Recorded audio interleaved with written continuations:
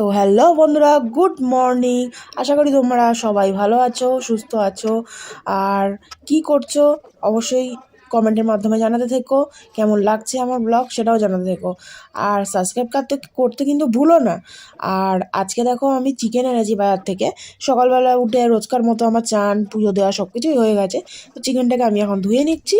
চিকেনটাকে ধুয়ে এবার চিকেনের জন্য যা ইনগ্রিডিয়েন্টস রেডি করতে হবে সেইগুলো রেডি করতে যাব। তো বাইরে একটু কেউ ডাকছিল, তার জন্য গেছিলাম। আবার এসে চিকেন পরিষ্কার করে ধুয়ে নিতে বসে পড়েছি। তো চিকেন ধোয়া অলরেডি হয়ে গেছে। তো এখন আমি একটা হাতা বার করবো বলে এখানে বসে পড়েছি। তো হাতা বার করা হয়ে গেছে। আমি এখন চিকেনের জন্য সমস্ত ইনগ্রেডিয়েন্টস রেডি করার জন্য বসে পড়েছি। পেঁয়াজ, আলু, লঙ্কা, টমেটো এগুলো নিয়ে, আর আদা রসুনের পেস্ট ব্যবহার করি আমি যেহেতু। তো আদা রসুন কাটবার কোনো ব্যাপার নেই এখানে। তো এইগুলো আমি কেটে ধুয়ে পরিষ্কার করে নিই, তারপরে দেখা হচ্ছে।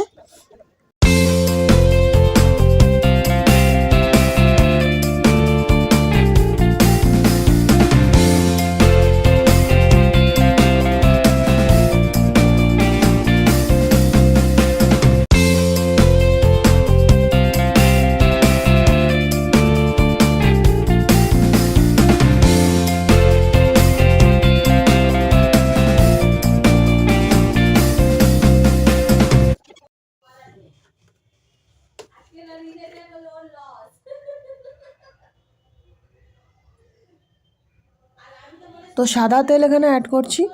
সাদা তেলেই আজকে পুরো রান্নাটা করব। আমি একটু সর্ষে তেল জিনিসটাকে অ্যাভয়েড করেই চলি প্রথম থেকেই, যেহেতু সাদা তেল হেলদি, সাদা তেলটাই আমি ইউজ করব। তো দেখো আমি এখানে একটার পর একটা আলু দিতে থাকছি গরম তেলে। আলুগুলোকে ভালো করে ফ্রাই করে নেব। নুন আর হলুদ দিয়ে আলুগুলোকে ভালো করে ফ্রাই করে নেব।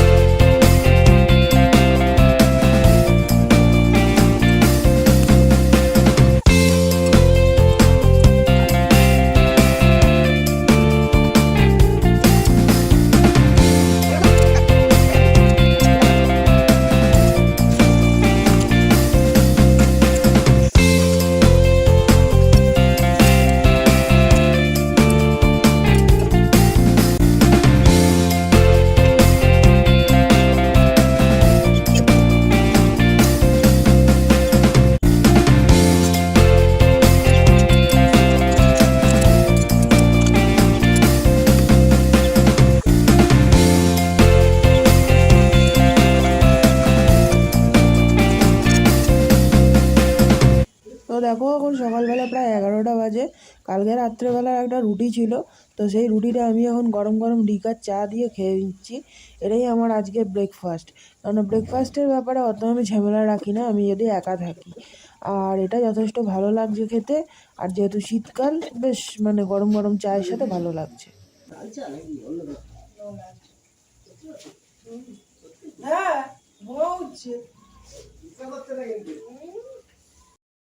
তো দেখো বন্ধুরা, এইগুলো ভাজা ভাজা হয়ে এসছে পেঁয়াজটা। তো এবারে আমি এর মধ্যে টমেটোটা দিয়ে দেবো। টমেটো দিয়ে দিচ্ছি এখানে। বেশি টমেটো আমি আজকে মানে কাটিং করে রাখিনি, তার কারণ হচ্ছে বেশি টমেটো দেবো না। নুন হলুদ তো অলরেডি দেওয়াই আছে। আস্তে আস্তে একটু ভাজা ভাজা হলে মশলা অ্যাড করতে থাকবো। আজকে বেশ অনেক দিন পরেই মানে চিকেন রান্না হচ্ছে।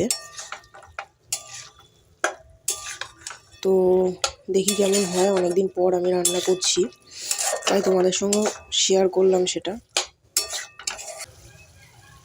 দেখো এই টমেটোগুলোকে আস্তে আস্তে এরকম এরকম করে দিতে হবে। এরকম করে দিলে তাহলে টমেটোগুলো ভালো করে মানে মিশে যাবে, মেল্ট হয়ে যাবে।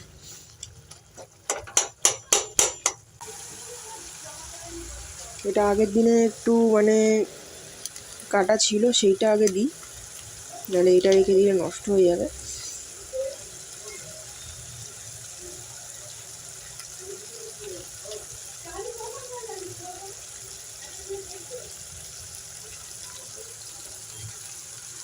আর এটা হচ্ছে গোটা প্যাকেট।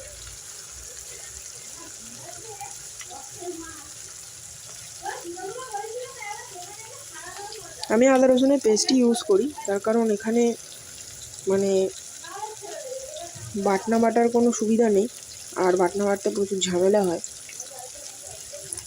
রেন্টেড প্লেসে এত কিছু ঝামেলা করি না।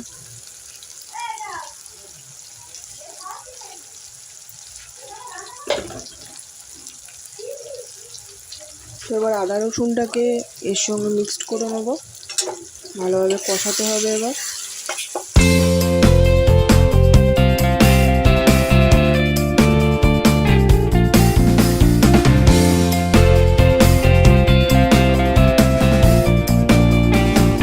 এই যে শুকনো লঙ্কাগুলো রয়েছে, এগুলো পুরো ভেবনা ধরে গেছে, তো এগুলোকে একটু রোদ্দুরে দেবো। তো রোদ্দুরে দিয়ে আসি। তো দেখো এখানে লঙ্কা গুঁড়ো দিয়ে দিয়েছি।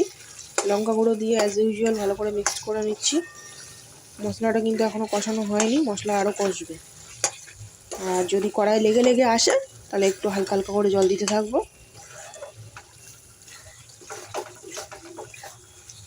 মশলা যত কষানো হবে তত কিন্তু টেস্ট বাড়বে।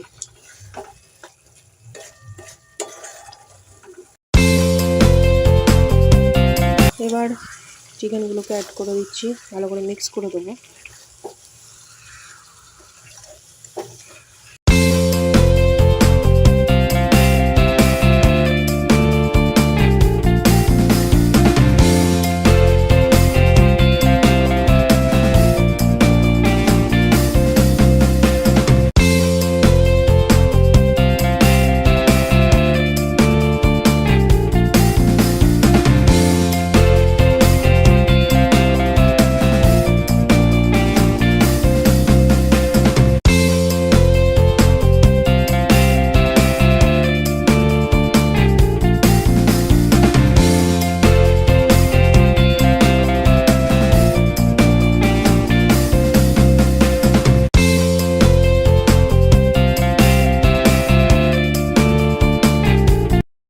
এবার আস্তে আস্তে জল দিয়ে দেবো। জলটা একটু বেশি করে দেবো, আলুগুলো বয়েল হবে, যদিও ভেজে নিয়েছিলাম।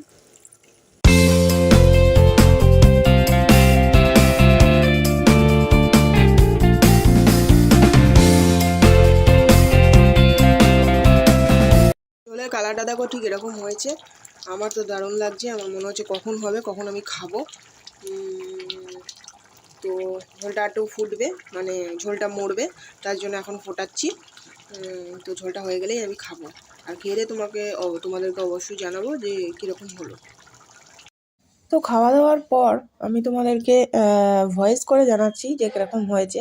আজকে আর খাওয়া দাওয়ার সময় শ্যুটটা করা হয়নি। তো দারুণ হয়েছিল, বেঙ্গলি স্টাইলের একদম চিকেনের ঝোল বা মুরগির ঝোল হয়েছিল, দারুণ হয়েছিল। ঘরোয়া পদ্ধতিতেই করেছি আমি আজকে। তো আমার ব্লগ কিন্তু দেখতে থেকো, আর আমার চ্যানেলটাকে প্লিজ সাবস্ক্রাইব করে দিও। আগামী দিনে আমি আরও ভালো ভালো ব্লগ আনবো, ভালোভাবে শ্যুট করব, কথা দিচ্ছি। আর আমার সমস্ত লাইফের কিছুই তোমাদের সাথে আস্তে আস্তে যখন কানেক্টিভিটি বাড়তে থাকবে, তখন আস্তে আস্তে আমি মানে সব কিছু বলতে থাকবো। তো একটা লাইক করে দিও কিন্তু। ওকে, ভালো থেকো।